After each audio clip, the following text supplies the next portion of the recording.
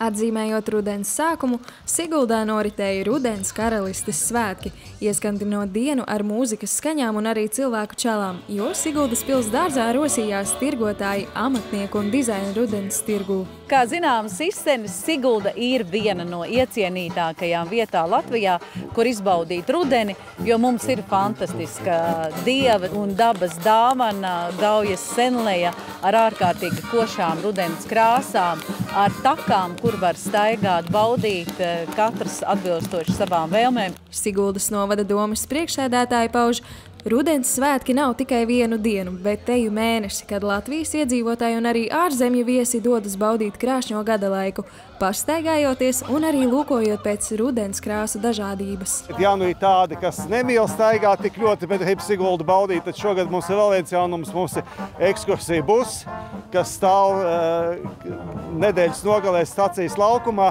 saucās Dzeltenā Siguldas bitīte, un tur ar audio gidu palīdzību jūs varat izbraukāt visus Siguldas skaistākās vietas un noklausīties daudzas lietas par Siguldu, ko droši vien daudz nemaz nezina. Rudens simbols noteikti ir krāsainās lapas, un svētku laikā apmeklētājiem bija iespēja arī pārliecināties, ka lapas ir skaistas ne tikai kokos, bet kalpo arī kā materiāls augsnes ielabošanai. Ir, protams, dažādas iespējas, teiksim, tās iedalās tādos trijos veidos. Viens ir šo te rudens lapu mulčēšanas iespējas, otrs ir kompostēšanas iespējas, un trešais jau varbūt tās mazāk vajadzīgs, bet pie kaut kādiem atsevišķiem nosacījumiem vēlams ir dedzināšana. Tas, ko noteikti biedrības Baltijas krasti vides eksperti neiesaka, ir šo lapu saturu vešanu uz mežu, jo tas veicina dārzbēgļu izplatīšanos.